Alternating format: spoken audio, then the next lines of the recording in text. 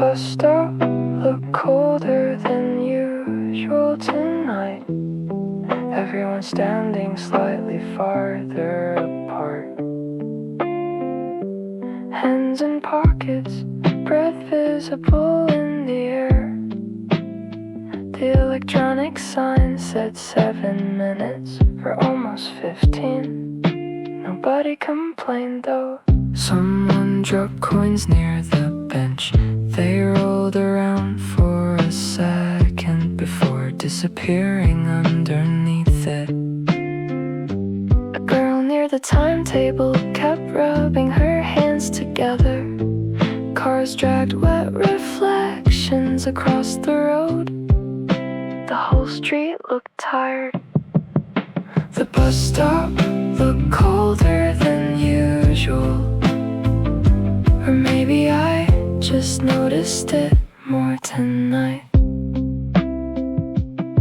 My phone battery was at 3%. I stopped checking it after a while.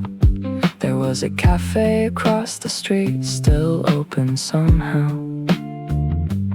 Warm light through fogged windows. People inside look like they belonged somewhere. A bus finally came, but it wasn't mine. Everybody stepped forward automatically, then stopped again. Those tiny moments always feel strangely sad, like almost leaving somewhere. The bus stop looked colder than usual. I stayed there longer than I needed to. Sometimes loneliness isn't dramatic, it's just waiting somewhere too long, watching other people go home.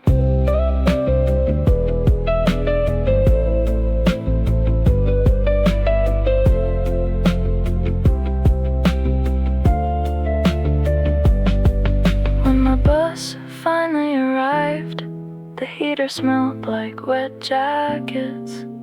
I sat near the back quietly, the windows fogged up before we reached the next stop.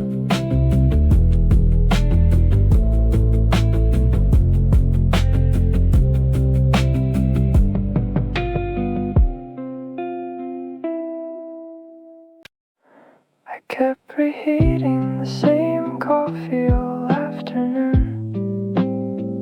Every time it got cold, I microwaved it again. By the third time, it barely tasted like coffee anymore. The mug was too hot to hold, but somehow the drink stayed disappointing. Outside, the weather couldn't decide anything. Rain for 10 minutes, sunlight for 5, then gray skies again. Someone downstairs was dragging furniture around, or maybe exercising, hard to tell in this building.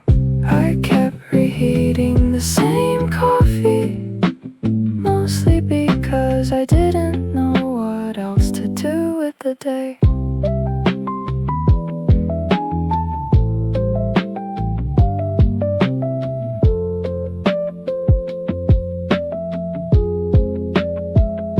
My laptop battery died twice.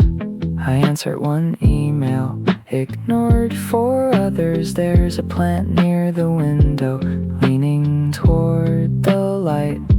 I forgot to water it last week. Probably it still looks healthier than me, honestly. A delivery scooter stopped outside for a while. I thought maybe food would help. Opened the app, closed it again. The sink was already full anyway. The apartment smelled slightly like rain through the cracked window. I kept reheating the same coffee, and somehow evening arrived anyway.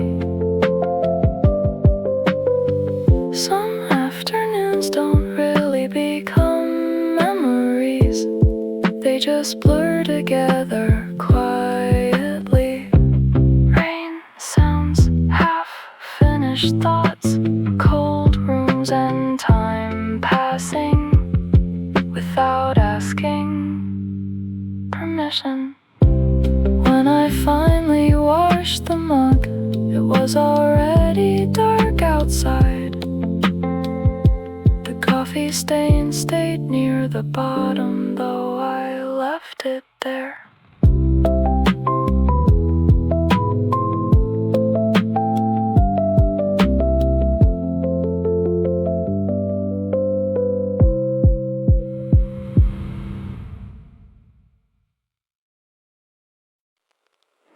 The laundromat smelled like rain tonight. Everybody's jackets hanging damp near the dryers. There was a vending machine humming loudly next to the change machine. Someone left a sock on top, a washer 6. Nobody touched it for almost an hour. I came too late, probably. All the small washers were taken already. So I sat near the back wall waiting, watching clothes spin in circles under fluorescent lights. The TV near the ceiling was playing baseball without sound outside the windows. Rain kept streaking downward slowly. The laundromat smelled like rain and fabric softener and people trying to reset their week. A guy in work clothes fell asleep waiting, head tilted against the dryer. Someone else kept folding shirts immediately, like they wanted to leave as fast as possible. I checked my phone 4 times without any notifications. The machine timer moved painfully slow tonight. There was coffee from the convenience store beside me, already cold by then. I still drank it anyway. The woman near washer 3 was quietly singing along to music in her headphones, barely loud enough to hear for some reason that made the whole place feel softer. The laundromat smelled like rain, like everybody carried the weather inside with them. Around 1 in the morning, the place got quieter finally. Only dryer sounds left, warm air, metal spinning, fluorescent buzzing overhead. The city outside looked almost blue at that hour. I think laundromats feel emotional because everybody arrives carrying unfinished days, wrinkled clothes, tired faces, things that still need fixing tomorrow. When my clothes finally finished drying, the rain had stopped outside. The sidewalks still shining under street lights. I carried the warm laundry bag home slowly, steam still trapped inside it. Somebody was practicing guitar upstairs again tonight. Same 3 chords over and over. They kept messing up the transition right before the chorus part, then stopping completely for a few seconds before trying again from the beginning.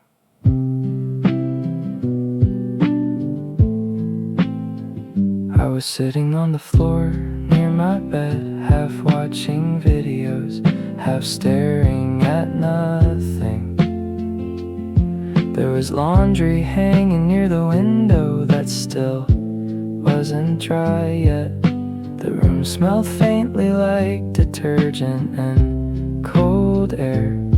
Outside it had been cloudy since morning. Somebody was practicing guitar upstairs, and somehow it made the apartment feel less lonely. They finally got the chord change right once, then immediately messed up something else after that. I laughed a little by myself. The radiator clicked near the kitchen. My phone buzzed once, spam message probably I didn't check. Around 10, someone outside started arguing near the parking lot. Their voices echoed between buildings, then disappeared suddenly. Upstairs, the guitar kept going anyway. Slower now,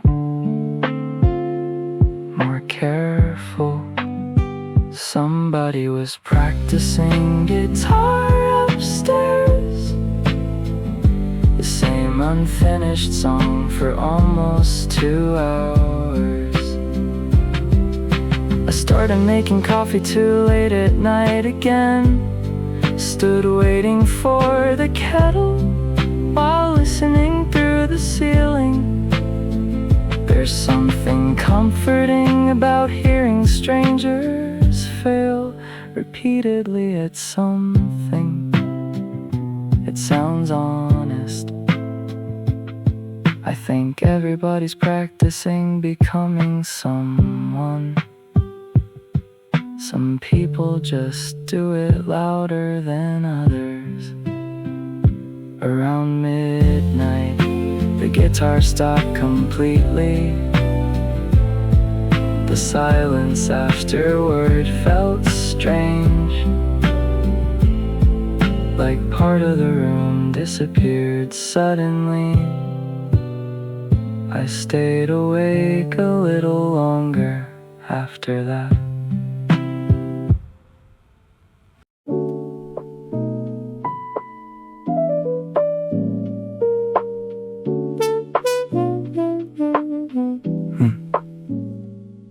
There's a plant in the corner of the office. No one knows who brought it. It appeared one Monday in February, like a resolution someone else made. It shouldn't be thriving. The light is wrong, the corner is wrong. The air conditioning runs directly on it from September through to May. And yet, every week it does something new. A leaf, a lean toward the window, a commitment to be in here. I've started saying good morning to it quietly, so no one notices. The plant doesn't respond, but it doesn't not respond either. There have been 4 managers since the plant, 3 restructures and a rebrand. The plant was not consulted on any of these decisions. It was here before the open plan, before the standing desks we don't stand at, before the values were printed on the wall in a font that means nothing. I think about that sometimes, the plant just existing through the iterations. The meetings about the meetings, the emails about the emails, just growing slightly every week toward the wrong light, very methodically. The office plant is fine, doesn't know about the Q3 targets. The office plant is fine, doesn't attend the Wednesday sync, doesn't have a development plan, doesn't need one. The office plant is fine. I'm learning from the office plant. The man who sits near the plant has been here 20 years. I know because he mentioned it at the last all hands. He said 20 years like a fact, not a complaint, not a boast, just a thing that had happened while he was at his desk. He waters the plants sometimes, I've seen him with the kitchen mug he shouldn't use for watering, but does anyway. He never mentions this, I never mentioned this. We have a silent agreement about the mug and the plant. A new person started last month, young, enthusiastic, the way you're enthusiastic before the building knows you. She asked about the plant on day one, wanted to know the species. I said I didn't know. The man near the plant said, peace lily, probably. She looked it up, he was right. She seemed pleased by this. The plant seemed indifferent. She's been here 6 weeks now, already speaks the jargon, already knows which meetings can be an email. The plant watched all of this from the corner, growing its peace lily piece in the wrong light. The office plant is fine. 17 people came and went. The office plant is fine. Survived the rebrand and the merge. Survived the phase where someone tried to make it a talking point in the wellness initiative. The office plant survived that too.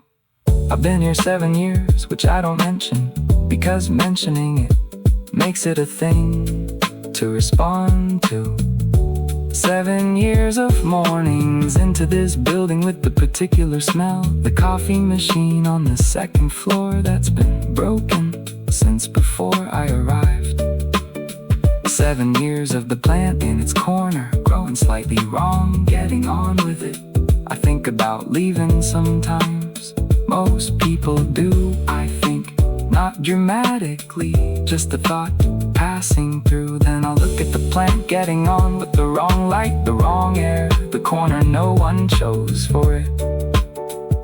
And something about that makes me sit back down, not defeat, more like I recognize something in the commitment. The plant didn't choose the corner, but it's making the corner work, which is a kind of wisdom from a peace lily. Oh, I've been here too long, and I'm taking life advice from office furniture. Either way, the plant is doing fine. I watered it today. No one saw.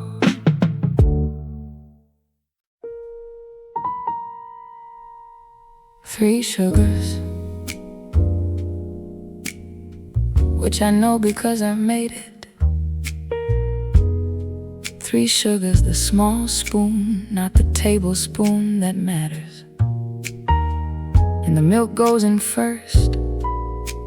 I got that wrong the first time. You didn't say anything,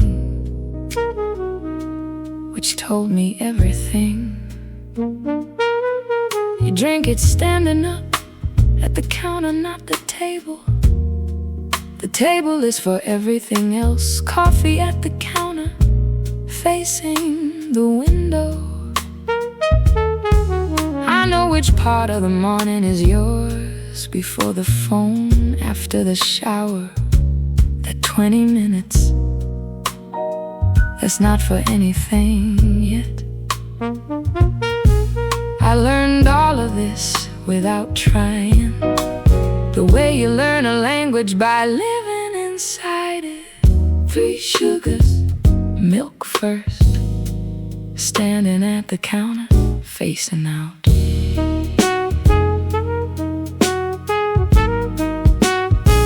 You have a way of reading where your lips move slightly on the difficult sentences. I find that very dear. And you fold the corner of pages. I used to mind that in principle. I don't mind it now. I mind it specifically in none of your books. You make a sound when you're concentrating, not quite humming. More like the idea of humming before it becomes a sound. I have cataloged these things, not on purpose. They just accumulated the way things do when you're paying attention. 3 sugars, milk first, standing at the counter, that's the shape of it.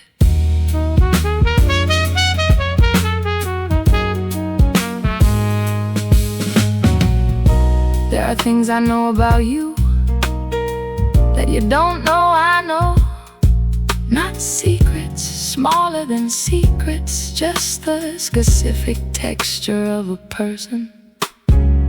How long you take to answer a question that you're actually considering, as opposed to a question you already know the answer to.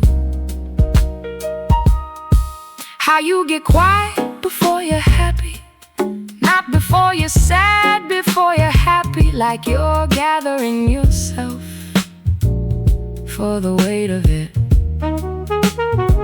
I've been thinking about that, what it means to be with someone so specifically that you know the shape of their joy. Most people know the grief is loud, the joy does this small quiet thing before it opens. I know your quiet thing, I don't think you know I know. Maybe now you do. That's alright.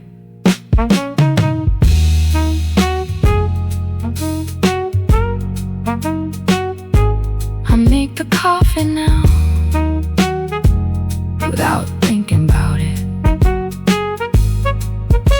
3 sugars, milk first, counter window yours. And sometimes I make 2 before you've asked. And I put yours at the counter and mine at the table.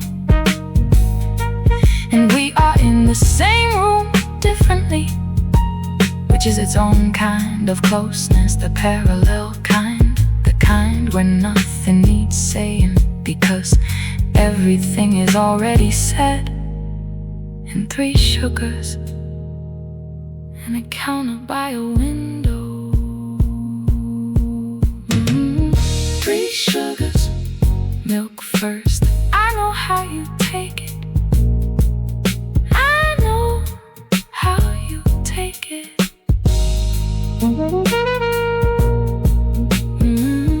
3 sugars, milk first. That's all. That's everything.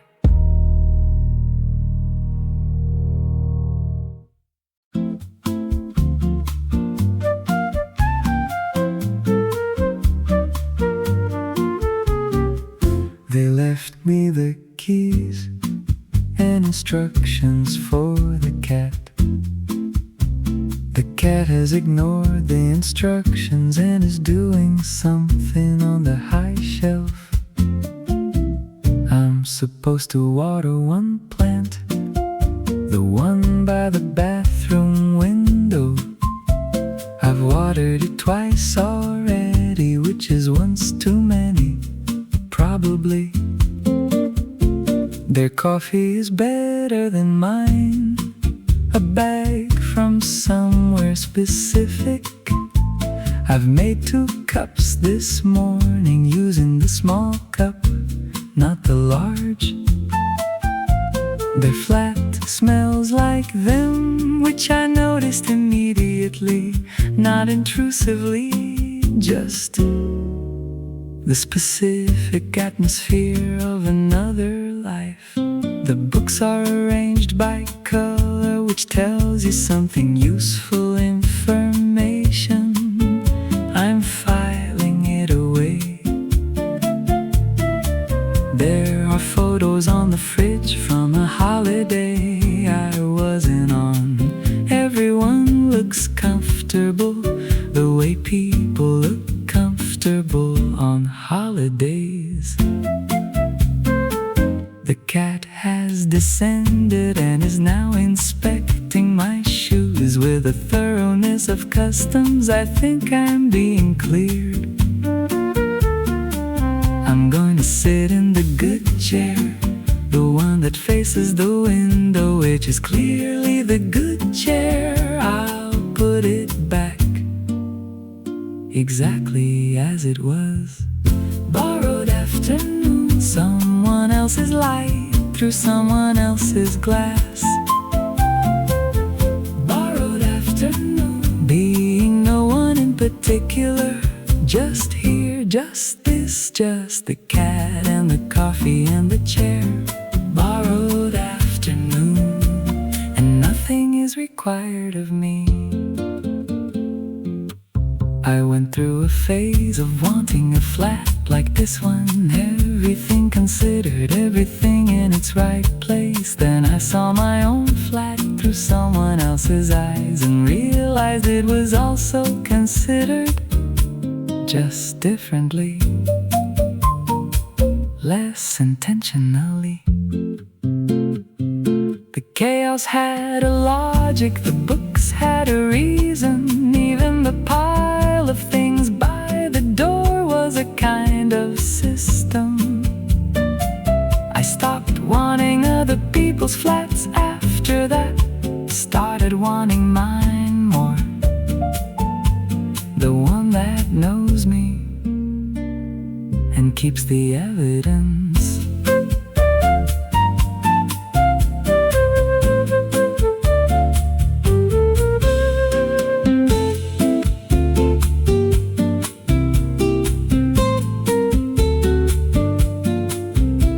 The afternoon is doing the long, slow thing, shadows moving across the floor.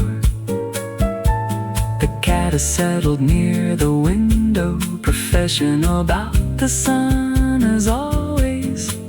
I have nowhere to be until 7. 7 is a long way from here. Here is the good chair, the coffee, the light, the cat making slow decisions.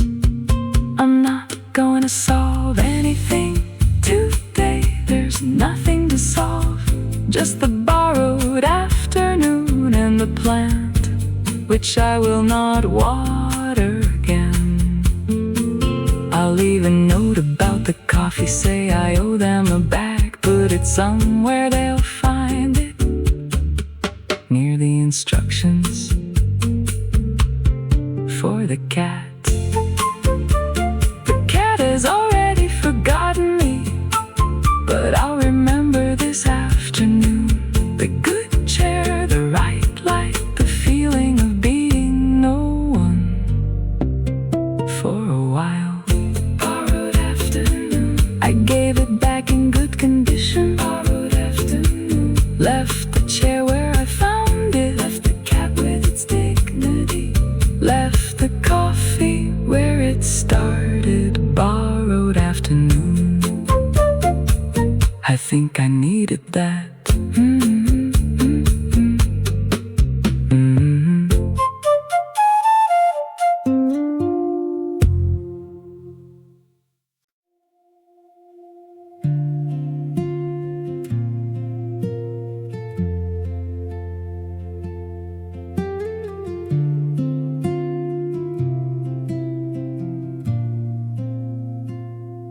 I drove to the coast on a Wednesday for no reason I could explain at the time.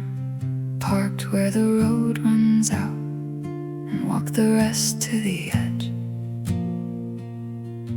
The sea was doing the thing it does, that particular gray-green that doesn't look real until you're standing in front of it. I stood there for a while without thinking much, which is hard for me usually, but the sea was loud enough to help. I watched again at just one, doing long slow arcs over the water for no obvious reason.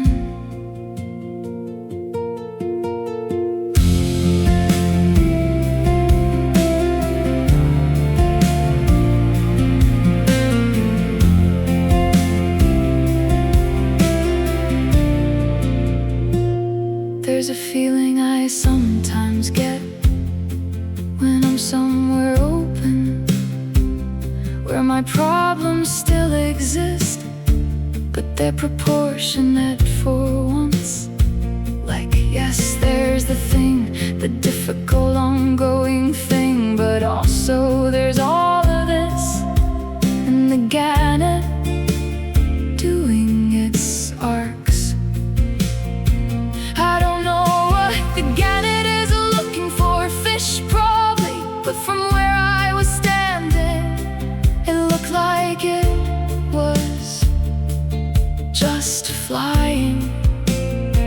just using all that wing, all that capability for the fact of being in the air above the water. I thought about the version of me who was scared of open spaces, who needed the room to have four walls and the ceiling to be close. She's still in there somewhere. I can feel her on big days when the sky's too much and the field is too wide. But out here on Wednesday with the sea gray, green and loud, she was quiet for once, just watching the ganet. Like even she had to admit this was something. This coast, this bird, this gray, this Wednesday.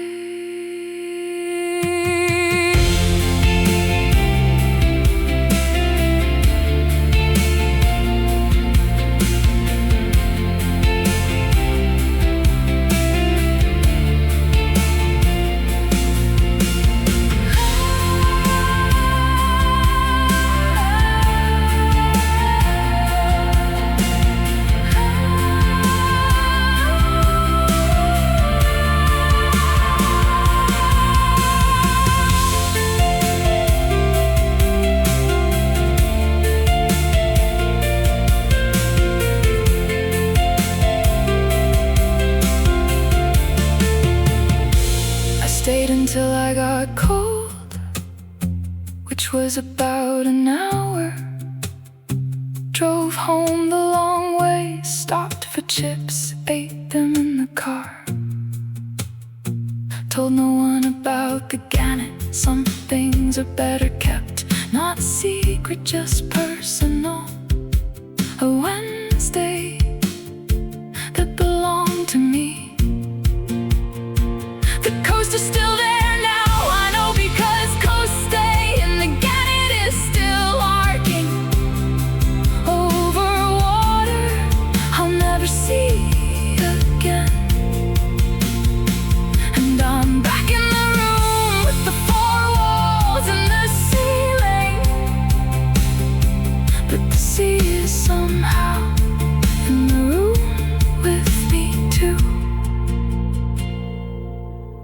Wide open, quietly, I think I was okay out there. Wide open, quietly, I think I'm okay in here too.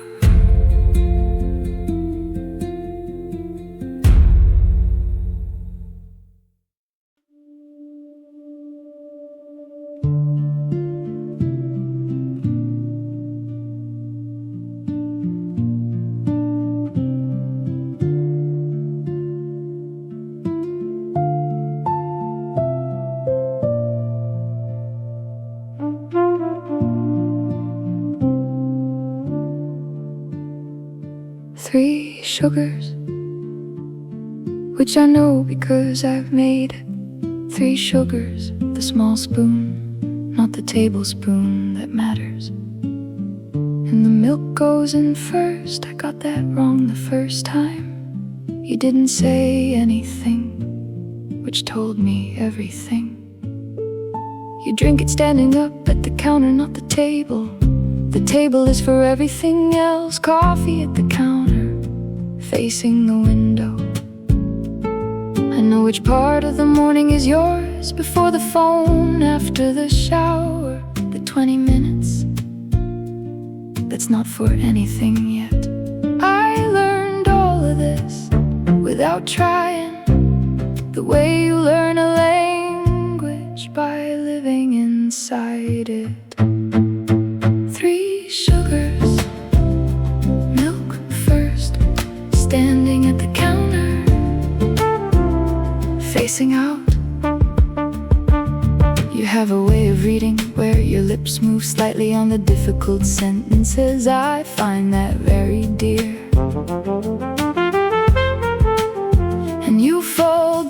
of pages. I used to mind that in principle. I don't mind it now, I mind it specifically in none of your books. You make a sound when you're concentrating, not quite humming, more like the idea of humming before it becomes a sound. I have cataloged these things not on purpose, they just accumulated the way things do when you're paying attention. 3 sugars, milk first, standing at the counter, that's the shape of it. There are things I know about you that you don't know I know. Not secrets, smaller than secrets, just the specific texture of a person. How long you take to answer a question that you're actually considering, as opposed to a question you already know the answer to. How you get quiet before you're happy, not before you're sad, before you're happy, like you're gathering yourself for the weight of it. I've been thinking about that, what it means to be with someone so specifically that you know the shape of their joy. Most people know the grief is loud, the joy does this small quiet thing before it opens. I know your quiet thing, I don't think you know. I know, maybe now you do, that's alright.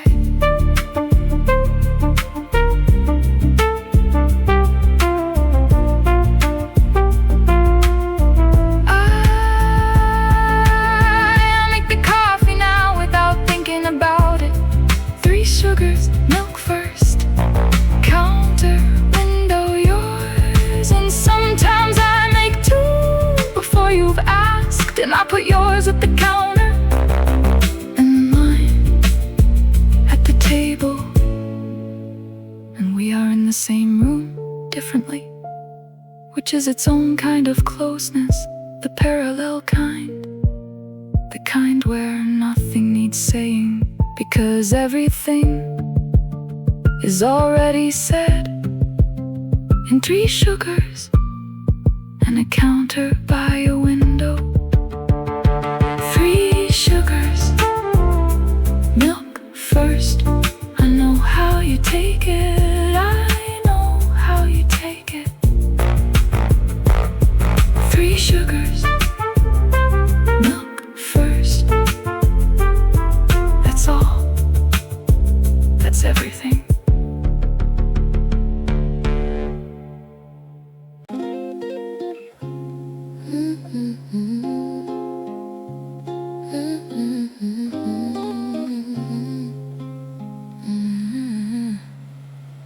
It's raining again, which I mention because the rain has an opinion about this, and I think it's right. I was going to go out, had my coat on and everything. The coat is now on the chair is next to the window. I'm watching the street do its wet thing, the umbrellas and the bad decisions, the people who thought it would stop, who are now also wet. I could still go, it's not that kind of rain, just a persistent kind, the kind that makes you philosophical.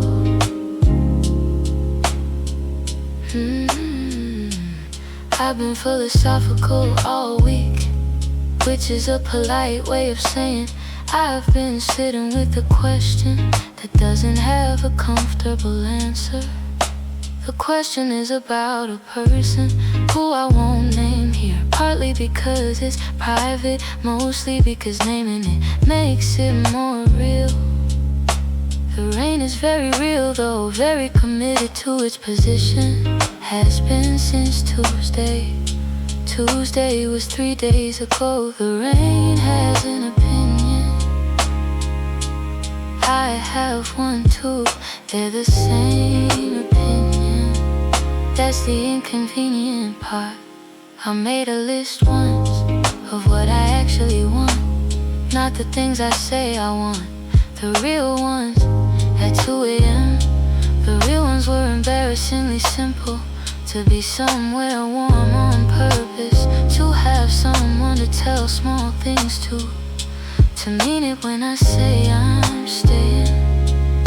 I folded the list, put it in the cookbook, the one I never cook from.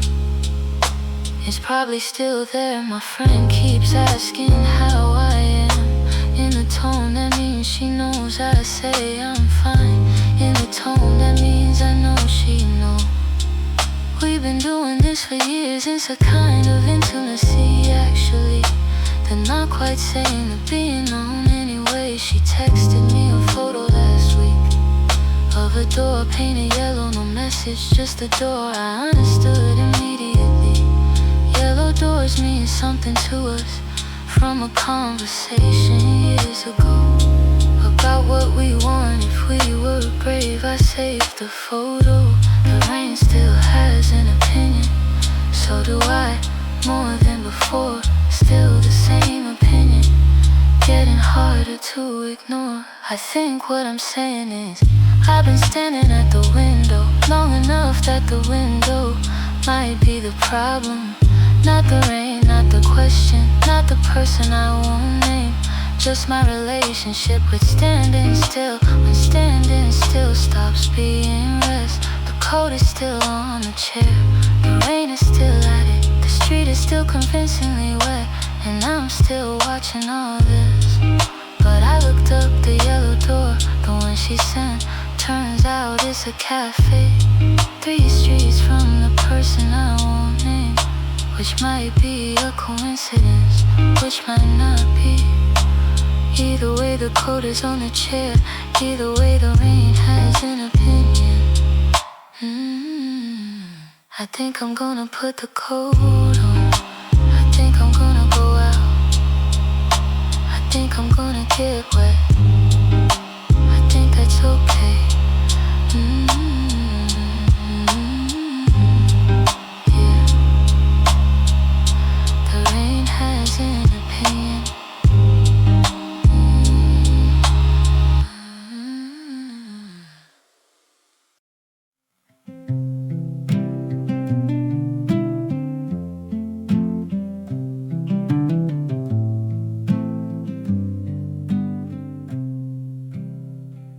I move a lot, not literally, well sometimes literally, but mostly in the sense of always having the next thing. A project, a plan, a reason to be somewhere, a podcast for the commute, a show for the evenings, a reason the evenings aren't just evenings. I'm very productive, my to-do list is detailed, my calendar is full of things I agreed to because they were in the future. The future always seems manageable at the point of agreeing it's only later, when the future arrives with its actual requirements. But by then there's a new future being agreed to, and the calendar fills, and the moving continues. I have a theory about myself, that I'm best in motion, that stillness is something that happens to me rather than something I choose. Evidence, the moment I sit down without a task attached, I become aware of a sound that's been there the whole time. It's not a bad sound, more like a question, one I've been intending to sit with since approximately last winter. I'll sit with it soon when things slow down. Things are going to slow down. I've been saying that since the winter before the last one. When I stop moving, the thoughts catch up. When I stop moving, I find out what they are. I keep intending to find out what they are, just not why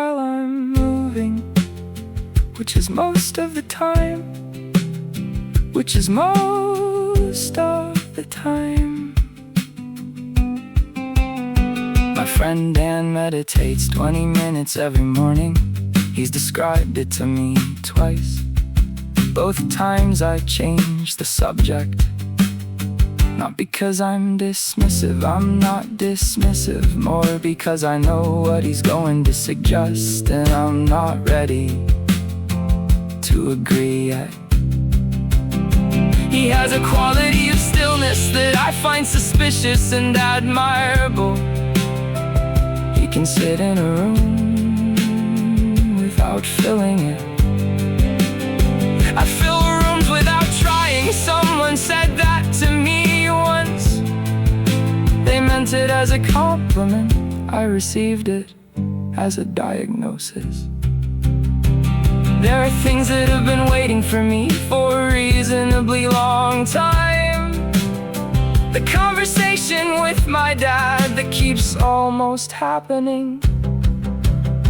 The decision about the job that I've been making and unmaking since the end of spring, which is now significantly behind us. The thing from 3 years ago that I processed into productivity, that I turned into being very busy and good at being busy. These things are patient, more patient than I deserve. They're just there when I sit down, all three of them punctual every time. When I stop moving, there they are. When I stop moving, they're not angry, they just need the time I keep not giving them. When I stop moving, I find out I've been waiting for myself. I stopped on Saturday, not on purpose. My plans fell through, and there was just the afternoon. I sat with it, all of it. The question sound that's always there. The patient things. The conversation with my dad, I turned it over. Found out I wasn't scared of it, just out of practice. The job thing, turned out I'd already decided.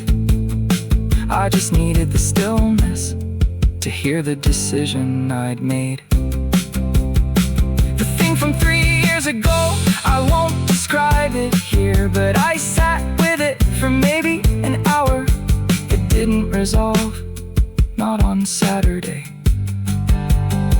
but it had the company it needed for the first time in 3 years. I made dinner after, nothing complicated. Ate it at the table, sitting down, didn't put anything on. Just the sound of eating, and the question sounded quieter. And the evening being an evening without anything else required. I think I'll do that again.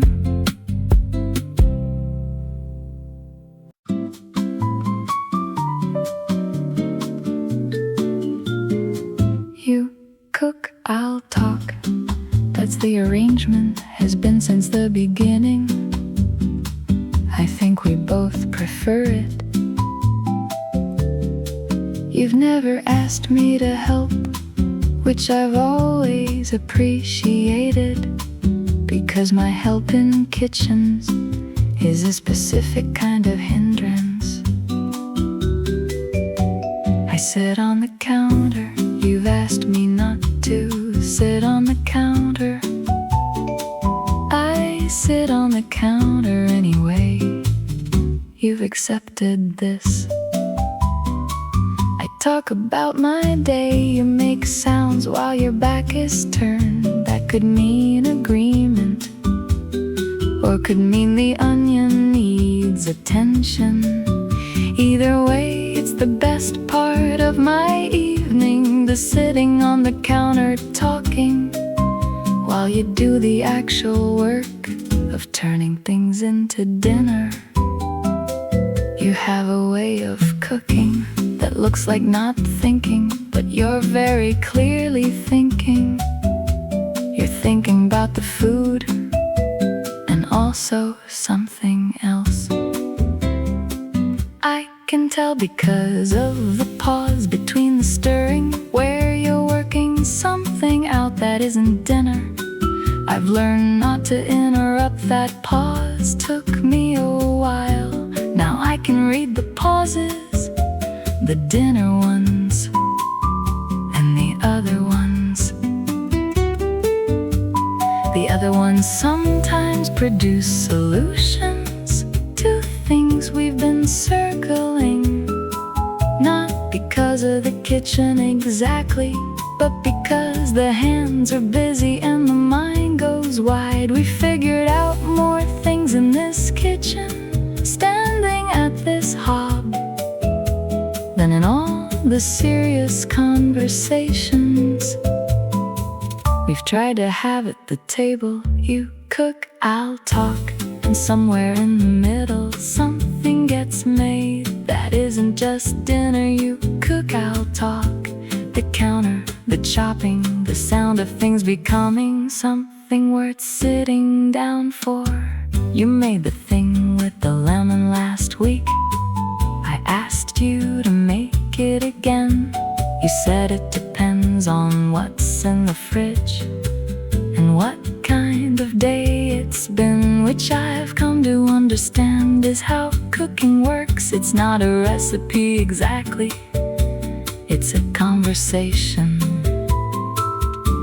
with what you have.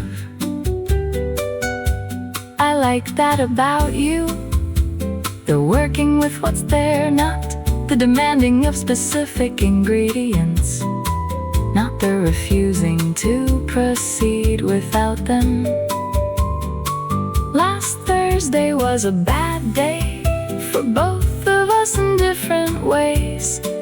You made something with two things, and it was exactly right. I don't know how you do that, the calibrating of dinner to the specific requirements of the evening, but I'd like you to keep doing it. It smells like garlic and something else now. The kitchen is doing its warm thing. The windows have gone steamy, which means it's almost ready. You'll call me to the table, I'll act like I wasn't waiting. We'll sit down and do the thing where the food is also the conversation about the lemon and the timing and what you changed from last time, and whether the pasta is better this way. These are important discussions. We've had this conversation 40, 50 times, some version of it. Every time it's different, different day, different lemon, different bad thing that became the right dinner at the right time. I'm very glad of this arrangement. The counter and the talking, the pauses and the cooking, the windows going steam. You cook, I'll talk, and something gets figured out that neither of us could have figured out. Sitting somewhere quiet and trying. You cook, I'll talk, the kitchen in November, the thing with the lemon, the steam on the windows. Yeah.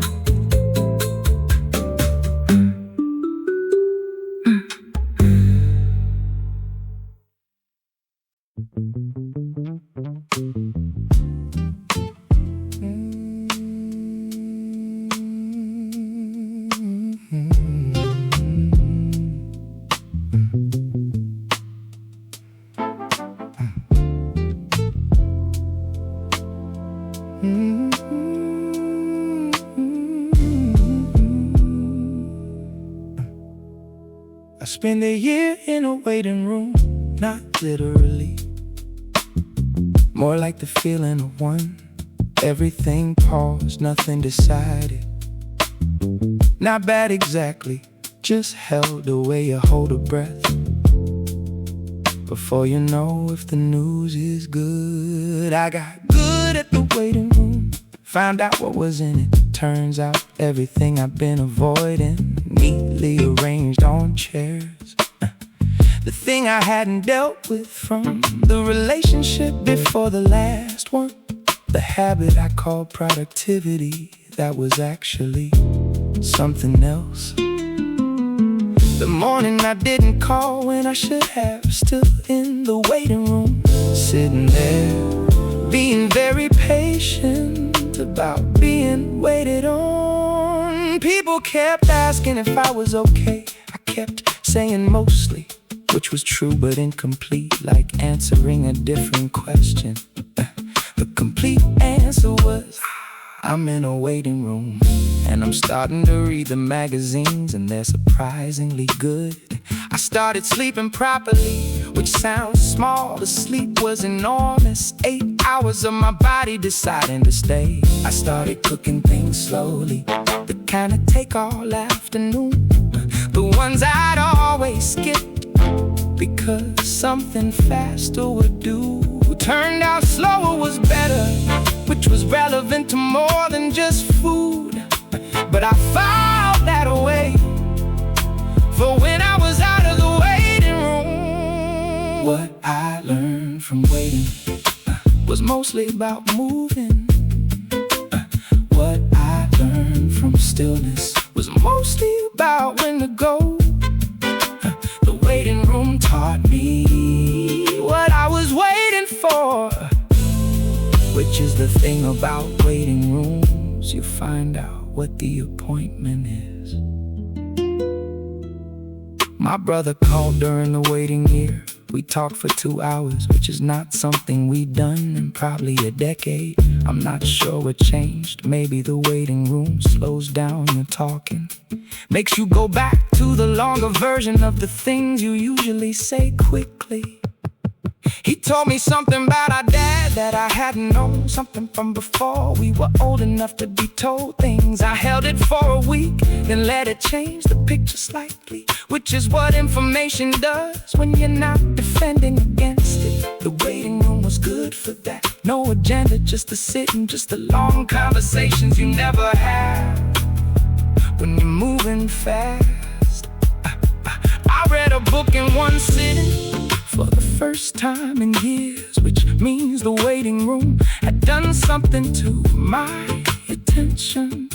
I started noticing things again, the specific color of late afternoon, the sound of the building when it settles at about 2 a.m. These were not new things, I had just stopped noticing the way you stop noticing what isn't immediately urgent. Nothing in the waiting room was urgent, which was uncomfortable at first, then wasn't.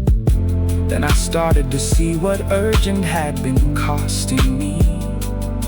Not in a dramatic way, more like, oh, I see. This is what it feels like without the background noise. What I learned from waiting was that I've been very loud inside. What I learned from stillness was the version of me that isn't. The waiting room gave me back something I'd stopped knowing I had, which is harder to name than most things worth having. I've been out of the waiting room a year now, back in the regular speed of things. Appointments, decisions, the ongoing, the beautiful, ordinary, difficult. But I kept something from in there, the sleep, the slow cooking, the 2-hour phone calls, the noticing of the late afternoon light. And I kept the understanding that some things take the time they take, that moving fast through the difficult parts just means doing them again later. I don't recommend the waiting room, but I'd go back if I had to. Knowing what I know now, it wouldn't scare me. The magazines in there actually good. You start them and you finish them, because you're not going anywhere until you're ready to go somewhere. I'm going somewhere now, slowly on purpose, in the direction of the things I figured out while I was waiting. Yeah. Take the time. Take the time.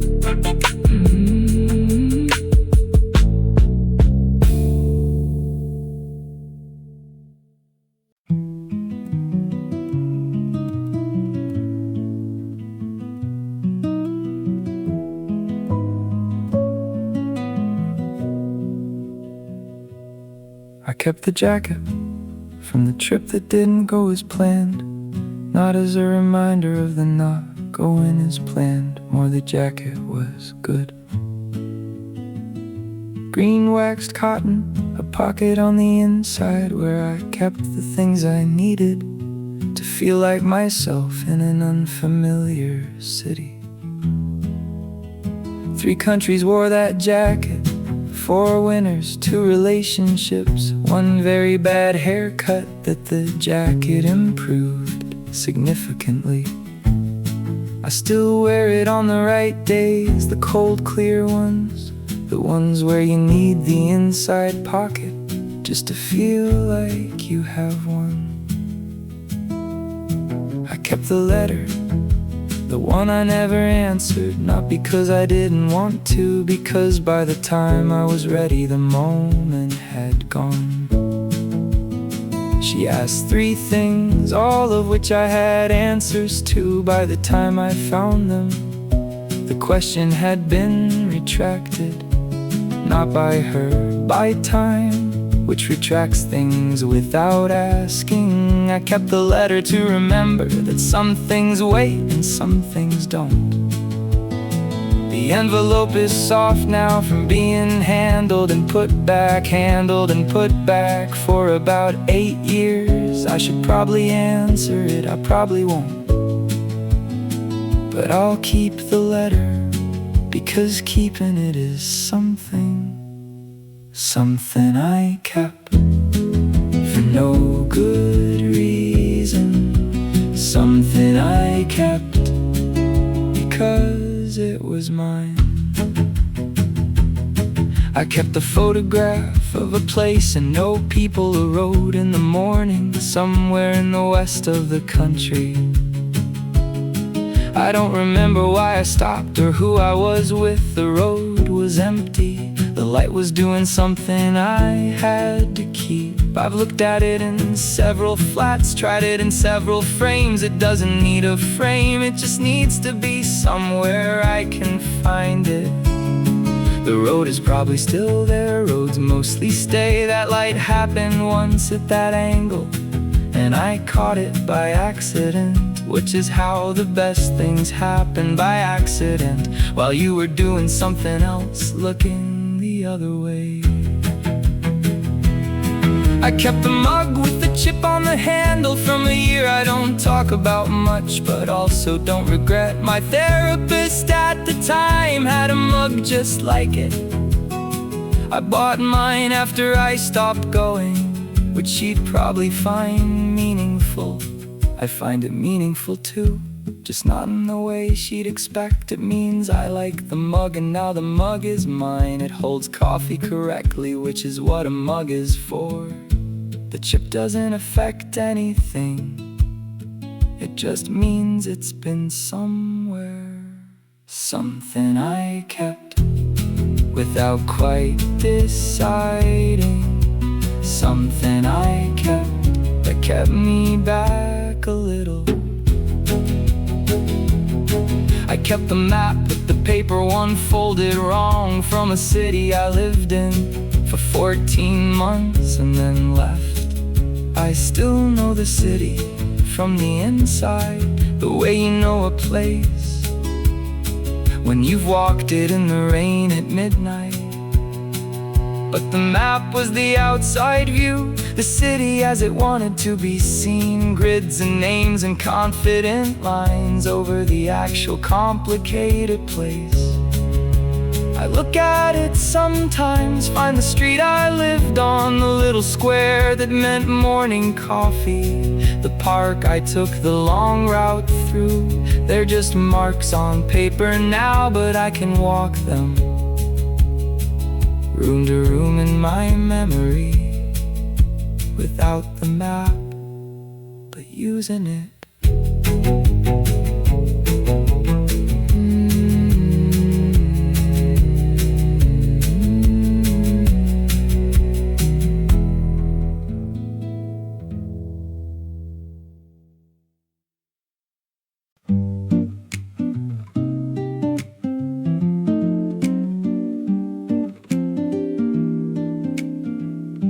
I'm good at leaving, always have been. I do it cleanly, without much fuss. Bags packed in 20 minutes, flat back to its original state, like I was barely there, which is almost a skill. I know the good exit lines, the ones that sound like beginnings. I'm good at those, I've had practice. My friend Marco says I leave before things can leave me. I said that's not a bad strategy. He said it's a very bad strategy. We had that conversation 3 cities ago. I'm in a different city now. He texts me sometimes, I reply slowly. Not because I don't like him, I like him very much. It's just that replying means the conversation continues, and continuing is a different skill, one I'm still working on. Staying when the staying gets harder than the leaving. Good at leaving, not so good at the rest. Good at leaving, which gets me to the next place, but the next place keeps having the same person in it, which I'm starting to think is relevant. I've lived in 6 cities, if you count the one I was from, which I mostly don't for reasons I haven't fully examined. Each one had something, a person or a window or a street. I left when the something started feeling like the reason to stay, which is backwards. I understand it's backwards. I've had it explained to me very patiently twice. There's a box in my wardrobe with things from each city, a receipt, a key, a matchbook, objects with no current use. I carry them anyway, city to city, wardrobe to wardrobe, like evidence of something, I'm not sure what. Proof that I was there, that it happened, that the leaving didn't erase whatever the arriving was. Good at leaving, getting slower at it though. Good at leaving, but I packed lighter this time, left some things behind on purpose to see if I'd go back for them. I think I might. I met someone here, which is not the kind of thing I say, because saying it means something might be beginning. She has a plant I wanna ask about, a chair she clearly never moves, a way of being in a room, like the room is glad she's in it. I've been here for months, which is getting into the long side. I found 3 good routes from her street back to my flat. Old habit, always know the exits, but I haven't used any of them yet, which is new, which I'm not examining too closely, in case space, examining it changes something. I'd like it to stay exactly as strange and good as it is. The box in my wardrobe has space. I noticed that last week. I don't know what I'm saving it for. Something from here, maybe. I think I might stay for this one.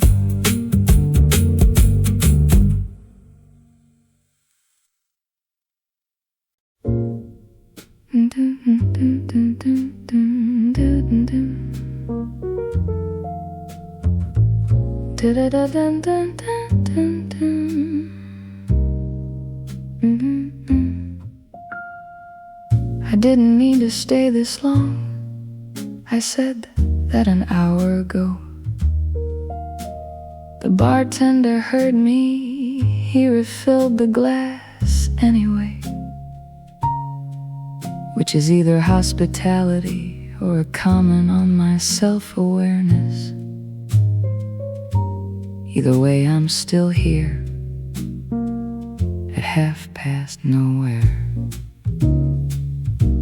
The couple by the window left around midnight. I think they seemed happy in the specific way people seem happy when they're leaving somewhere. I watched them go, then watched where they'd been. The two empty glasses still holding the shape of the evening. Someone's playing something slow. I don't know the name of it. I could look it up, but I won't. Yeah.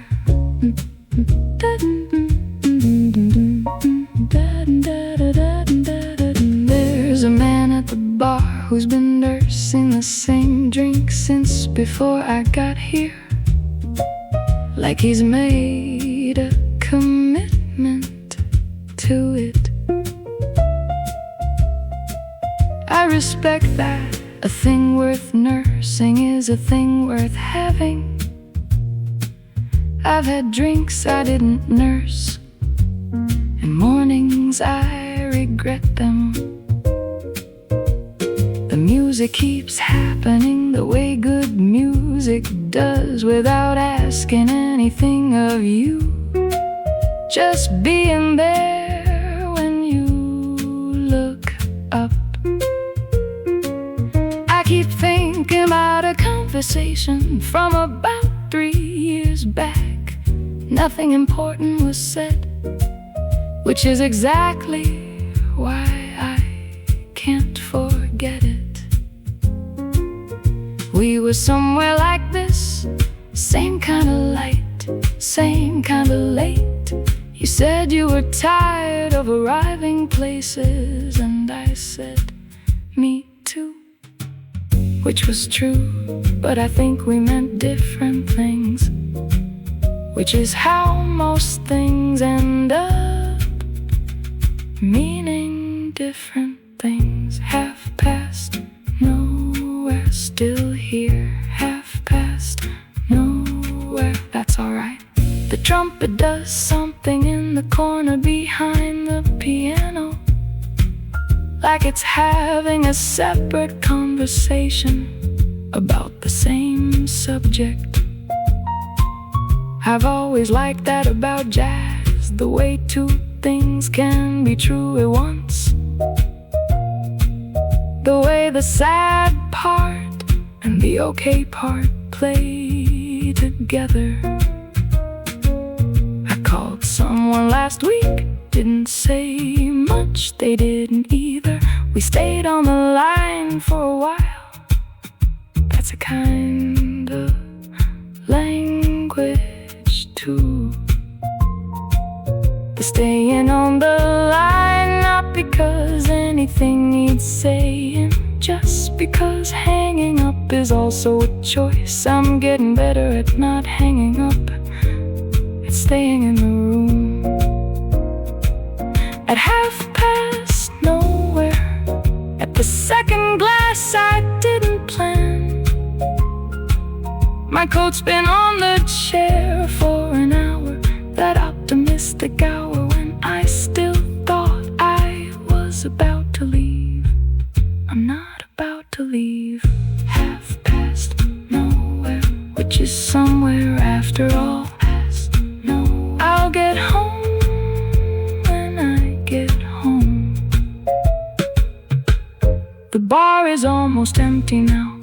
The bartender is wiping things. That slow end of night wiping, that means something without saying it. I should go, I will go in a minute after this.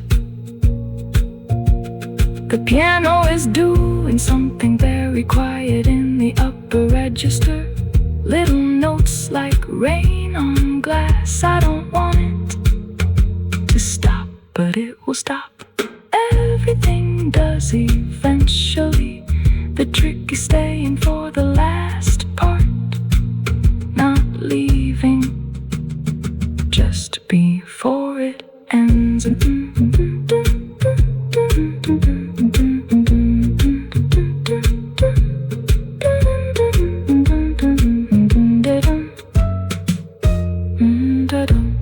Yeah, 9:30.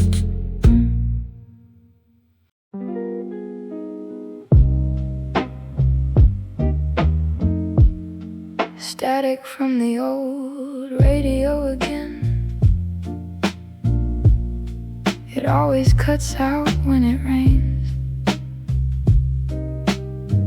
I had the volume low enough to barely hear the music through the noise. Tiny trumpet sounds, then static, and someone's voice talking about traffic downtown. The station kept disappearing every few minutes. There was tea getting cold beside me, the mug leaving circles on the desk. I should probably buy coasters eventually. Outside, somebody dragged garbage bags across the sidewalk. The sound echoed weirdly through the wet street. The apartment building across from mine still had lights on and 3 windows. Static from the old radio, like hearing memories through walls. I made toast around 2 in the morning, burned one side slightly, still ate it anyway, standing near the sink. The kitchen light made everything look pale. There's a crack near the ceiling I keep noticing lately. I wonder how long it's been there already. The station suddenly played an old jazz recording, bad audio, soft piano, someone coughing quietly in the background. Honestly, that made it feel more human somehow. Perfect recordings feel weirdly distant sometimes, like they're hiding too much. Static from the old radio, and rain tapping softly against the glass. Around 3, the rain got heavier suddenly. Water streaks sliding down the window. I opened it slightly. Cold air filled the room immediately. Somewhere far away, a motorcycle passed, and the city got quiet again.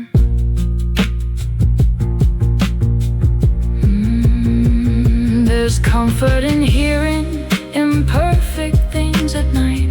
Bad signals, old speakers, voices too far away to understand clearly.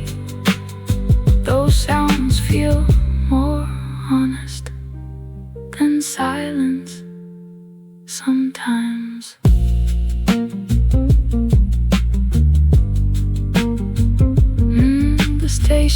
disappeared completely around 4:15. Just white noise after that. I left it playing anyway. The static blended into the rain eventually. I think I fell asleep before turning it off.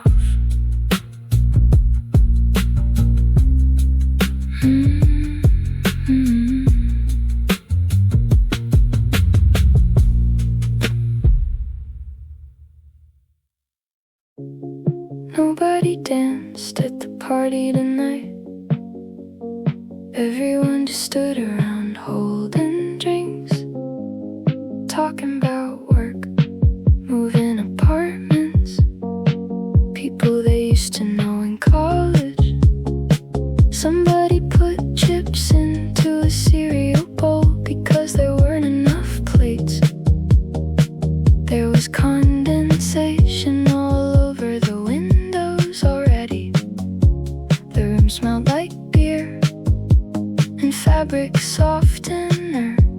Somehow a really good song came on at some point. Old synth, soft drums, something that deserved movement at least. But nobody reacted. One guy nodded quietly near the speakers, then went back to staring at his phone. The lights in the kitchen flickered twice. Someone laughed too loudly in the hallway, then apologized immediately after. Nobody danced at the party, even though the music deserved better than that. I ended up standing near the balcony door. It was colder there. Outside the city looked wet, even though the rain already stopped hours ago. Cars kept dragging reflections through the street. A girl I vaguely recognized asked if I still write songs sometimes. I said, not really lately, which wasn't completely true either. There were empty bottles lined up near the sink. Somebody started cleaning before people even left. A guy in a gray hoodie fell asleep sitting upright on the couch. The playlist kept switching between sad indie songs and weird dance tracks. Nothing matched the room correctly. Nobody danced at the party. I think everybody was too tired to pretend anymore. Around 1:30, people started leaving quietly. Long pauses near the front door. Someone saying, text me when you get home.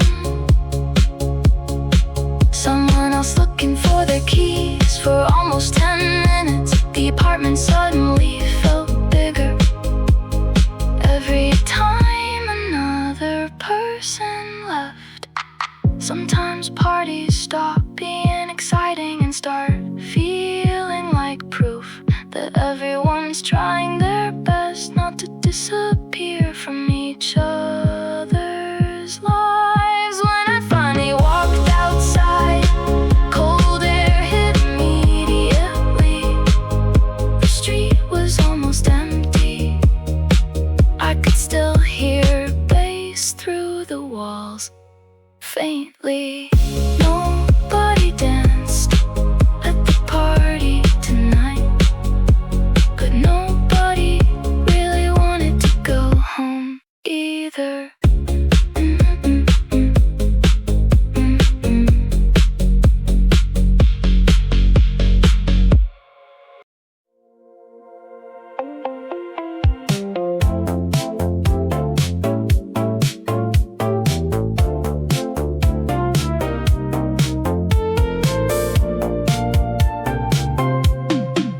The arcade near the station was still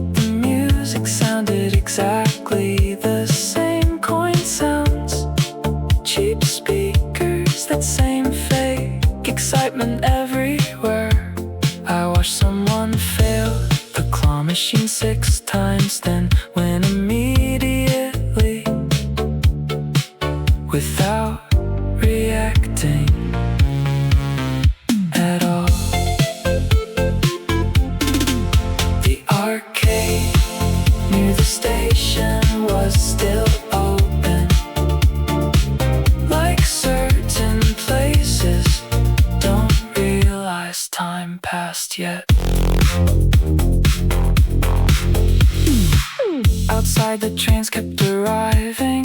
Wet umbrellas, coffee cups, people staring at their phones. The city always feels younger near stations somehow.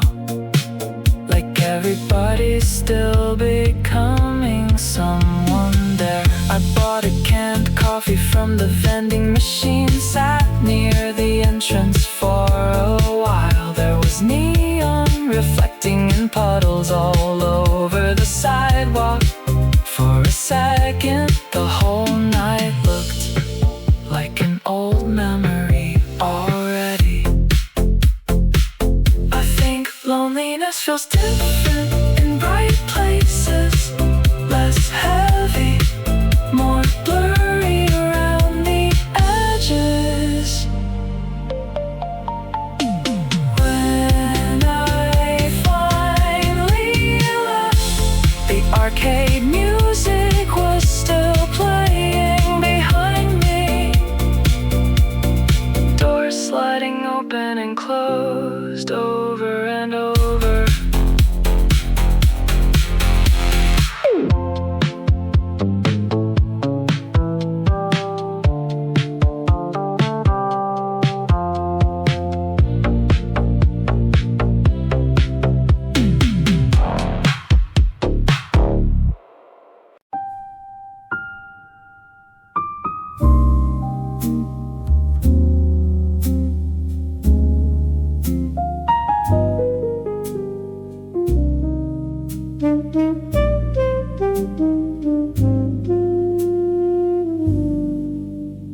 The last one left at midnight, more or less.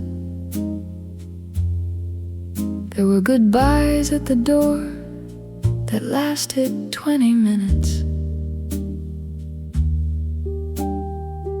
which is how you know it was good. The length of the leaving, how long people stand in the cold before they actually go. Now it's just me and the evidence, 2 bottles that didn't get finished, a coat someone left who'll text about it tomorrow. The glasses still hold the shape of the evening, different levels, different lipstick, someone's handwriting on a napkin, an argument about a film nobody's seen. I'm not ready to clear it up yet. Let it be evidence a little longer. Let the room hold the evening before I put it away. I do this every time, stand in the after for a while, before the washing up, before the flat returns to ordinary. There's something in the just after, the warmth still present, the voice is just gone, but the room not yet empty. My friend Anna was here tonight, laughed so hard she knocked her glass, caught it though, both hands very fast, very pleased with herself. She's been having a hard year, you wouldn't know it from tonight, which is something she does, arrives completely every time. I wanna learn that, the arriving completely. I tend to bring most of the other week through the door with me. After the last guest leaves, the room is still warm from having them. After the last guest leaves, I take a minute, just standing in the warmth before the ordinary comes.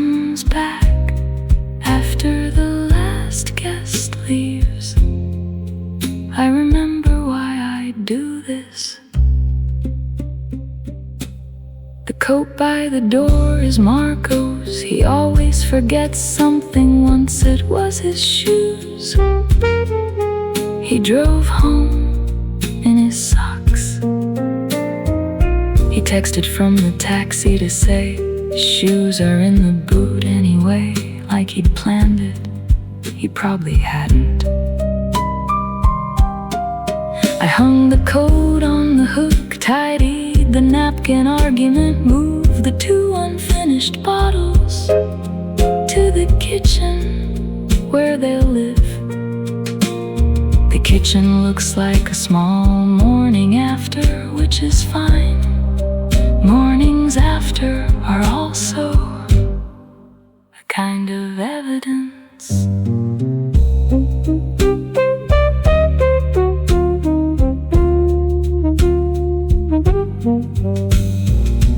I'll do the washing up tomorrow, or I won't, and it'll be Sunday.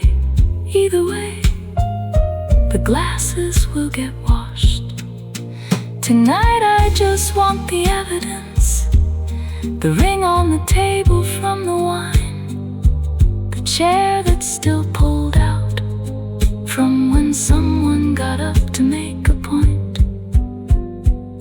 I have a theory about gatherings, that they're practice for knowing that things are good while they're happening. Not in a forced way, not the kind where you remind yourself, more the kind where the room fills up and you feel the fullness of it. I felt it tonight more than usual. Anna laughing, the coat by the door, the argument about the film nobody's seen. That's the thing I'm trying to get better at, the noticing in real time, not the nostalgia for the thing, while the thing is still happening. After the last guest leaves, I know it was worth it. After the last guest leaves, the evidence is everywhere, the glasses and the napkin, the coat Marco forgot. After the last guest leaves, I'm already looking forward to next time. Good night, come back soon. The coat's on the hook, I'll have the coffee on.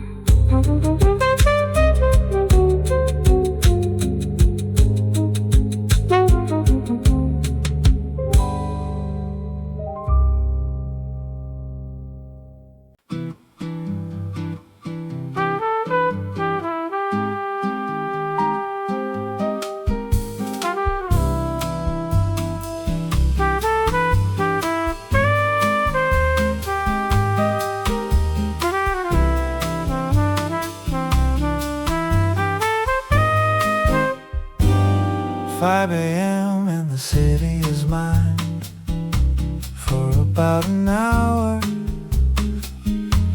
before it remembers itself and starts being a city again. The bakery is doing its thing, the smell of it 2 streets before you get there, warning you helpfully. A man in a yellow vest is doing something to the road with a machine that accepts this hour the way nobody else does. I walk a lot at this time, not because I'm an early person, more because I'm a late person who got tired of staying in.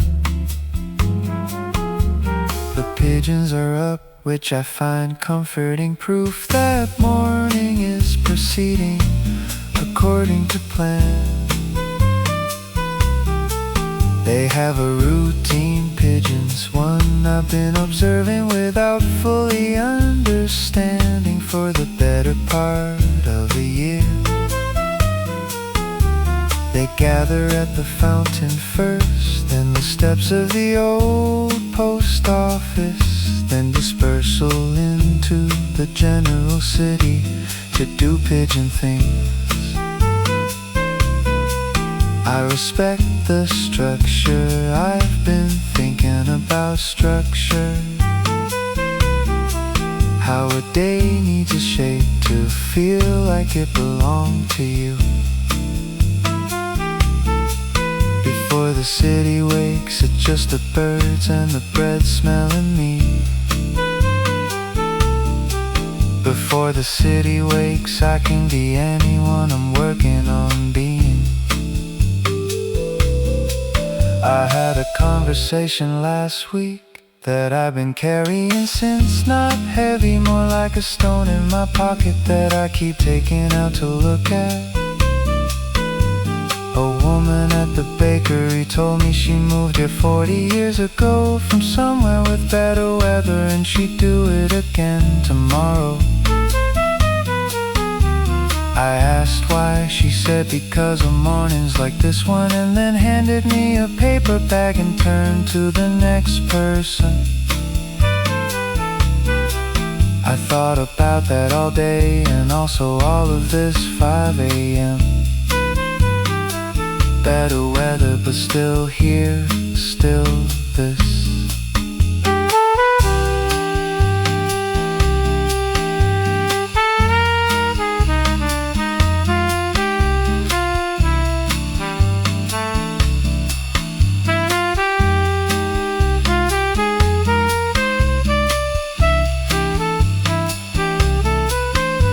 The city is starting now, I can feel it. A delivery truck on the main road, a window opening 3 floors up. The hour is ending, the way good things do, not badly, just coming to its natural edge. I'll be home before the cooker is back in my flat with the kettle on. And the city will have no idea I was out here getting the best of it. The pigeons are at the post office now, right on schedule. I give them a nod, which they ignore, that's fine. I don't need acknowledgement from the pigeons or from anyone, mostly. Before the city wakes, I gotta borrow it for a while.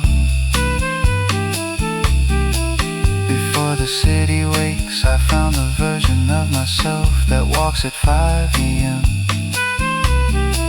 For no particular reason, and it feels for once like exactly enough.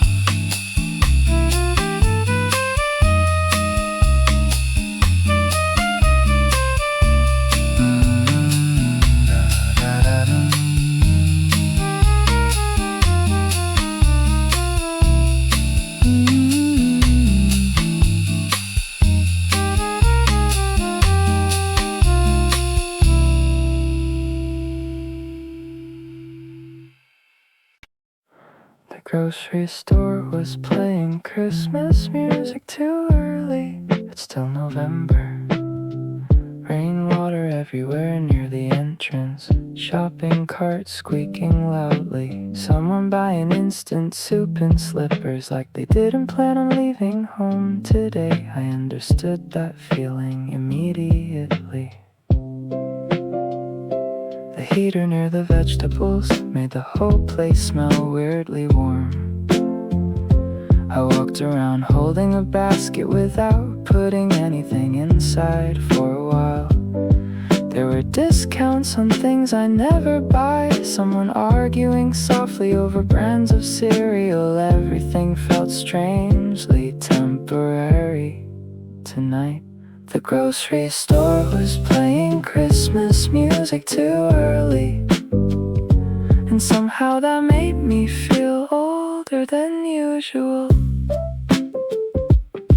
I bought eggs, coffee, bread, and oranges I probably won't finish. The cashier looked exhausted. There were eye drops near the register, and batteries and tiny notebooks. Nobody notices outside. The rain got heavier again.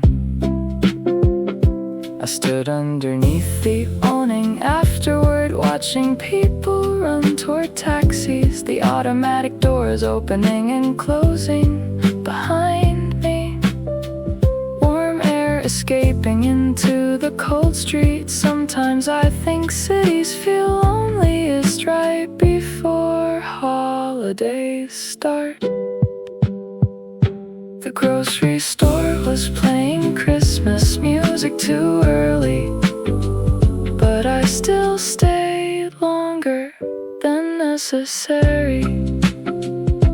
There's something comforting about bright places at night, even if nobody talks to you. When I finally got home, the bread was slightly crushed in my bag. I still ate 2 slices standing in the kitchen.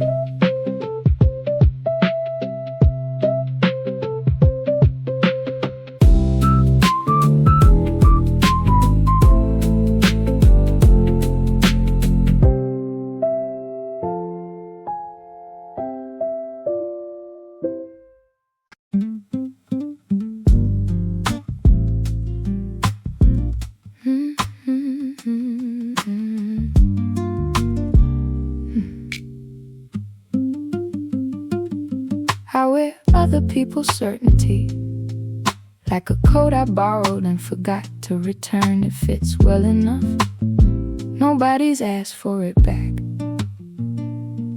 My friend Sarah knows what she wants, has known since she was maybe 9. A kind of clarity I find fascinating, the way you find a foreign language fascinating. She orders without looking at the menu, ends conversations when they're done, doesn't refresh her phone, looking for something to change. I'm not jealous exactly, more like curious, the way you're curious about how birds decide when to fly south. I tried it once, just deciding, picked a direction, started walking. Got 3 blocks before I checked the weather and reconsidered. Secondhand warmth is still warm though.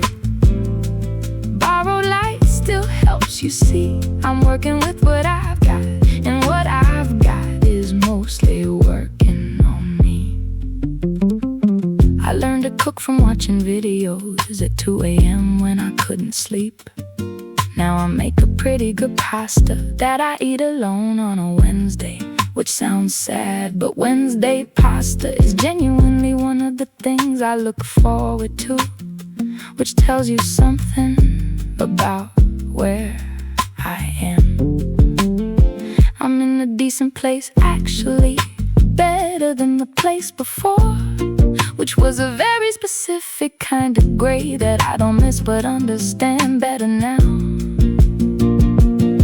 The gray was useful, taught me what I wanted, the way cold teaches you about warm by being the thing that isn't it. I have a list of things I know I like now, not preferences, actual things. Coffee before conversation, windows before curtains, the first 5 minutes after rain. Secondhand warmth is still warm though. Borrowed confidence gets you through the door. I'm not the finished version yet, but the unfinished version is doing more.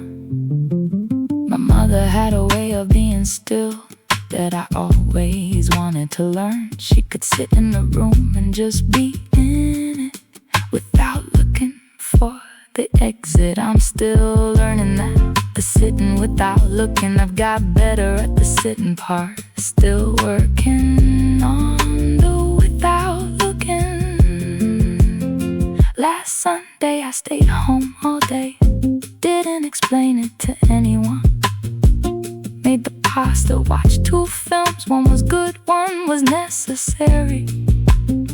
And at the end of the evening, I sat by the window for a bit, not waiting for anything, just sitting in the secondhand warmth of the street light on the curtain, and the sound of the street, and the version of me that's slowly becoming enough. Yeah, secondhand warmth, still warm, still warm.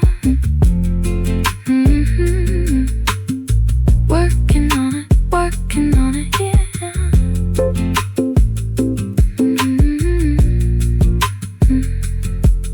Yeah.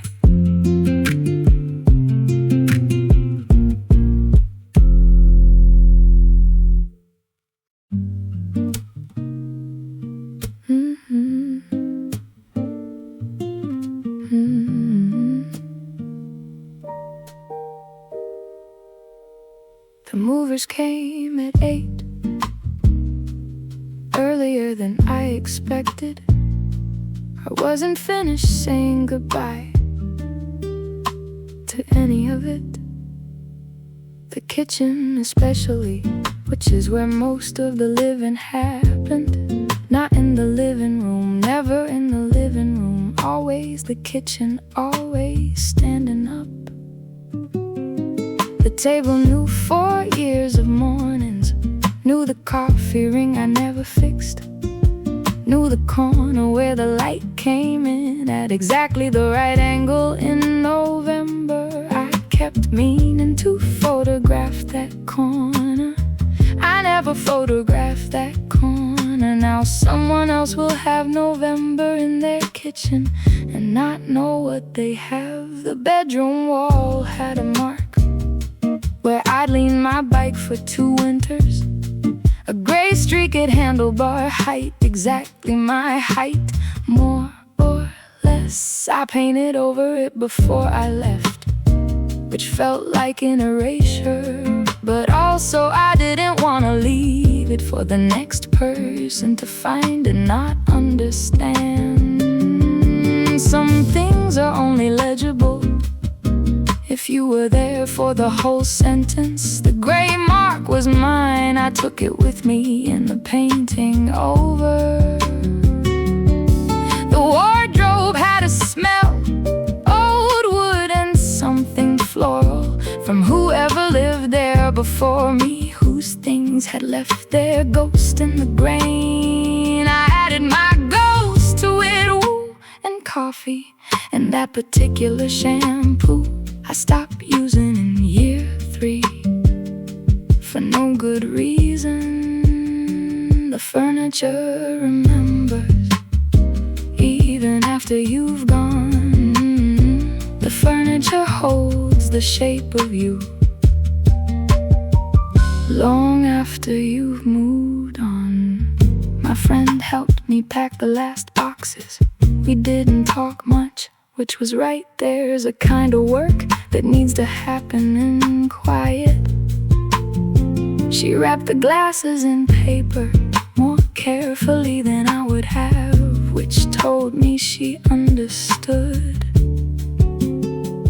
what the glasses were. Not glasses, 4 years of glasses. The ones from the dinner that went well, the ones from the night I cried at something on the television, the ones from the Tuesday I decided to stop waiting for things to get better and started making them in small incremental ways. Those glasses now in a box in a van, going to a flat I haven't loved yet, but probably will. I walk through empty once more at the end, just me and the sound of my own footsteps, which sound different in empty rooms, more final, more mine. The kitchen corner was just a corner without the table, which is obvious, but still surprising. Light without context is just light. I made the context for 4 years. I made the context, the mark under the paint, the ring on the floor, the ghost in the wardrobe. wardrobe grain still there, just invisible. The furniture remembers I left my shape in it. The furniture will hold it until the next person fits. The new flat has white walls, very clean, very ready, like a sentence with nothing in it yet, waiting for the verb. I put the table in the kitchen, not the dining room. Found the corner with the best morning light. November will tell me if I'm right. Leaned my bike against the bedroom wall, left it there on purpose, gave it a week. The mark is already starting. I'm starting again, different me, in a flat that doesn't know me yet. But the furniture is learning. I think this one will do.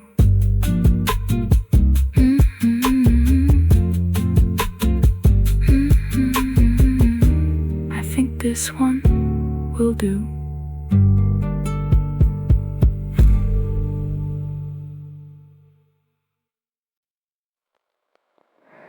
I think about the version of you before I knew you, the one in the photos from years back, with the different haircut and the same eyes. You're always laughing in those photos, or looking somewhere to the left, like there's something just outside the frame that you're keeping track of. I wonder what you were worried about then, what the ongoing thing was that you carried through those years before it became the current thing. I wonder if you were kind to yourself. I suspect not, from what you've said, from the way you referenced that time with the particular brevity of things survived. I would have liked to know that version, not instead of this one. I know and love this one just also. I think I would have sat with you in whatever kitchen that was, with the terrible flatmate you've mentioned twice, and the windows that didn't close right. I would have told you that the things you're anxious about will resolve in the way things do, which is not how you imagine, but enough. I wouldn't have been believed. That's not how it works. You can't be told your way out of being 23. You have to do the years, but still I would have sat with you, and maybe that would have been something for the version of you I didn't know. I carry a kind of retroactive care for the version of you I didn't know. I'm glad she made it here. You showed me a photo once from a summer that was hard. You look tired in it, really tired, but you were smiling at whoever took it. I asked who that was, you said someone who helped, then changed the subject, which was your right. I think about that someone sometimes, who helped during the tired summer. Whether they know what they did, whether you've told them. Some people help us through things and never find out. They move on the way people move on, leaving behind the shape of having stayed. I hope they know.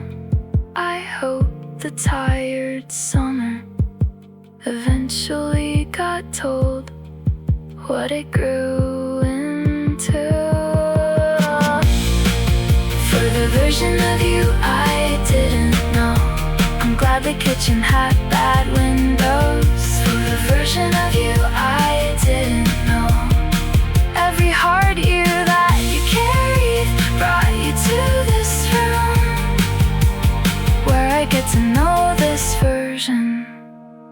which is my favorite version, though I'm biased. You don't talk about it much, the years before, which is fine. You don't owe me the archaeology. I have what I have, which is you now, the current version, who makes coffee too strong and reads too late, who remembers song lyrics perfectly but forgets where she put her keys, who laughs at the wrong moment in films because she's thinking ahead, who has a way of listening that makes you feel like the most interesting room in a house full of interesting rooms. I've mentioned that before, I'll mention it again. This version is enough. This version is everything actually. I just sometimes wanna go back and sit with the earlier drafts.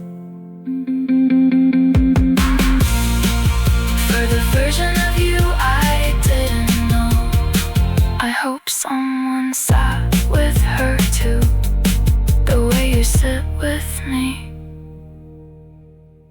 without being asked.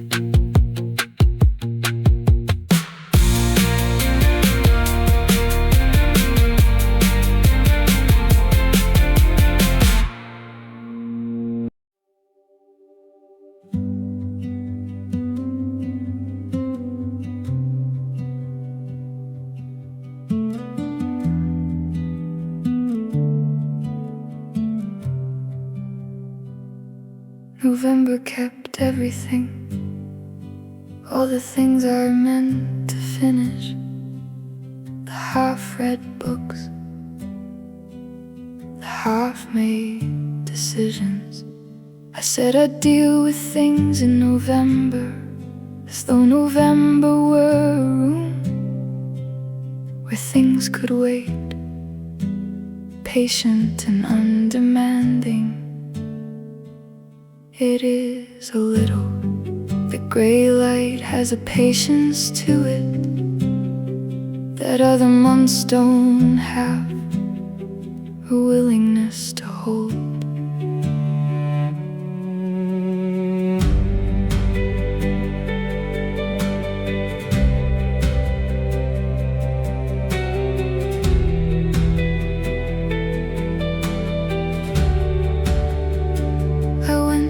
Some boxes in November, the physical ones in the wardrobe.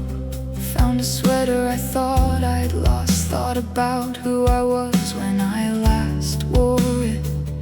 Not better or worse, just further back, another configuration of the ongoing person.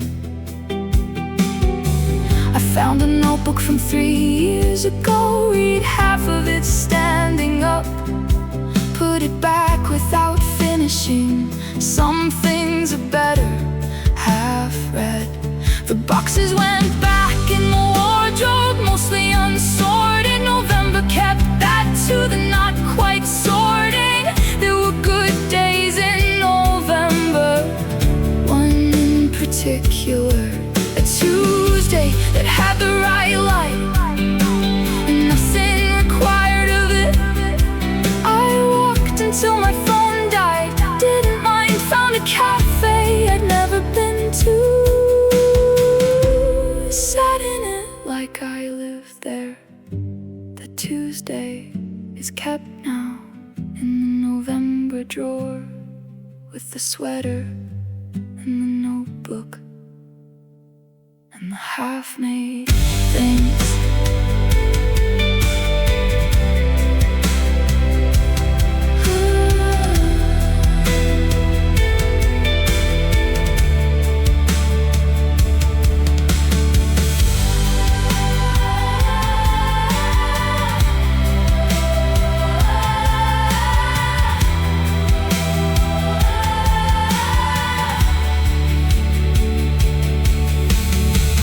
November ends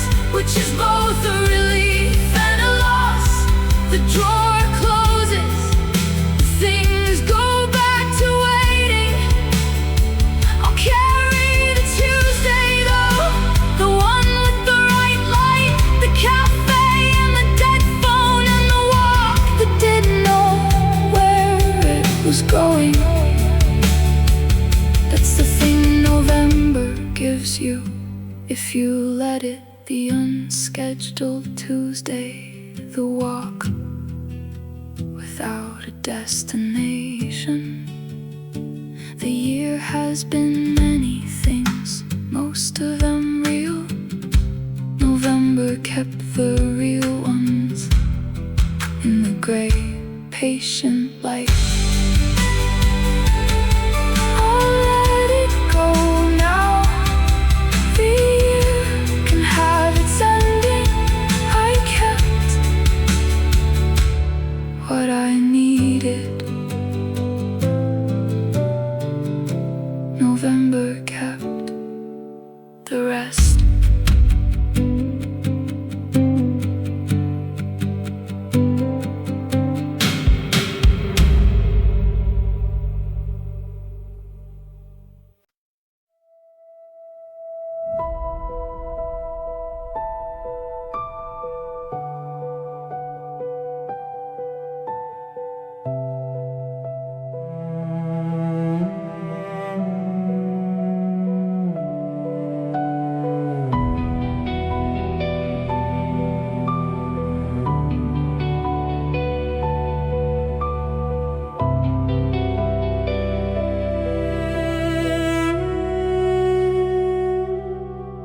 Single melody line, simple, slightly hesitant, like someone starting a thought, not sure where it's going yet. Upper register, soft pedal, clean arpeggios underneath the piano, not competing, supporting the way someone sits with you without saying anything. Very soft at first, the kick barely there, like the rhythm of breathing. Not a song yet, just a pulse.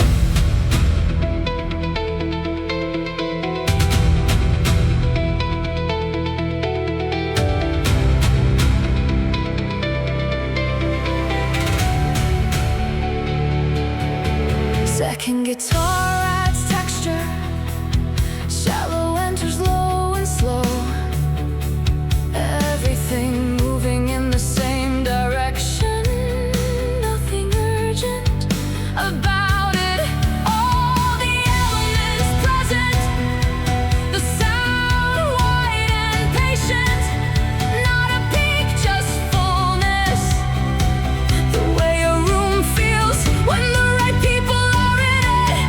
The drums stop first, then the second guitar.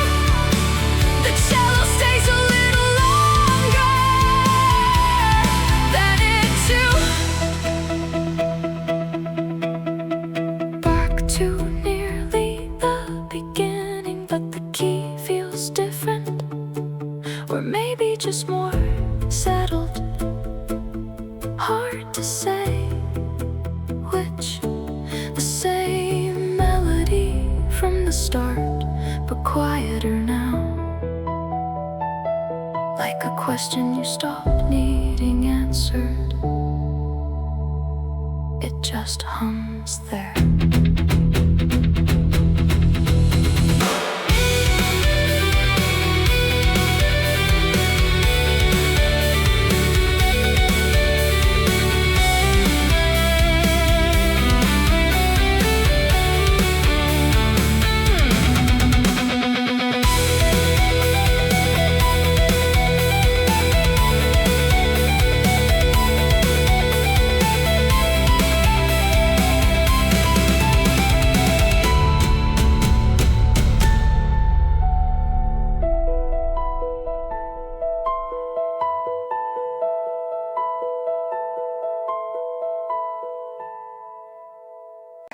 The light in the hallway stayed on all night. I noticed around midnight first, thought somebody probably forgot. But when I checked again later, it was still there, bright line underneath my door. The apartment felt strangely awake because of it. I reheated coffee around 1, which was a bad idea, honestly. Couldn't sleep after that. There were dishes drying near the sink, and a hoodie on the floor, and some receipts stuck underneath the table, like the refrigerator kept humming louder than usual. The light in the hallway stayed on all night, and somehow I couldn't stop thinking about it.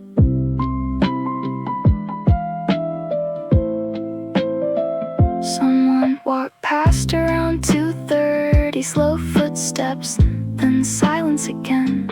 I opened the door once, just enough to look outside. Everything smelled faintly like detergent and warm air. There was a package sitting near somebody else's door for hours. I kept scrolling through old photos tonight, mostly random things, coffee shop screenshots, bad lighting. It's weird how your phone slowly becomes evidence of different versions of yourself. The light in the hallway stayed on all night, like somebody else couldn't sleep either. Apartment buildings are strange, everyone's separated by walls, but still accidentally living together somehow. Hearing chairs move, water running, doors closing softly at 3 a.m. Around 4, the hallway finally went dark. The room immediately felt colder after that.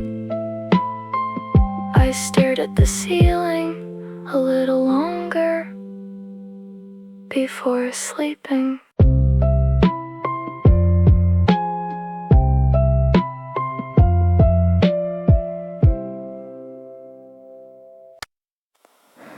I watched the rain start without noticing.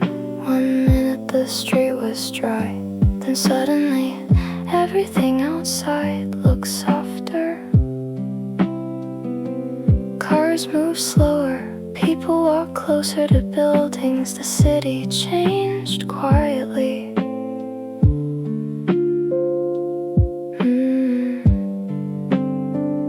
There was tea getting cold beside me. I hadn't touched it in almost an hour. My laptop screen dimmed by itself twice. I kept rereading the same paragraph without understanding any of it. The room felt strangely gray all afternoon. I watched the rain start without noticing, like the whole day had been drifting somewhere else.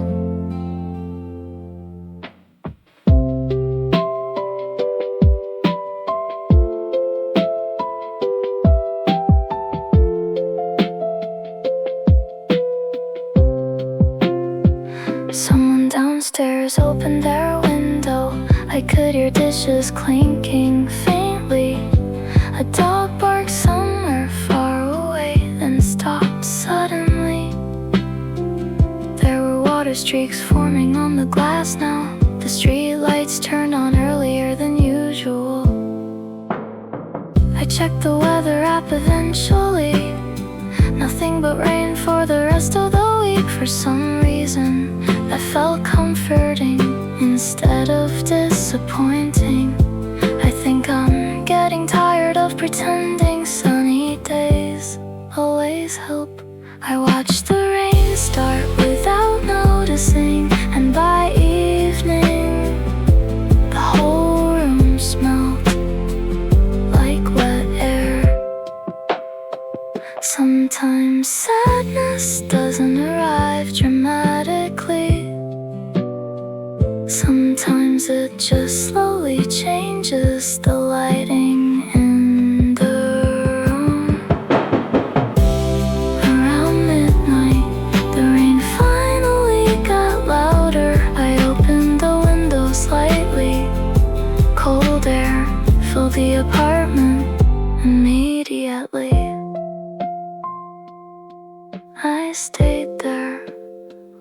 listening for a while.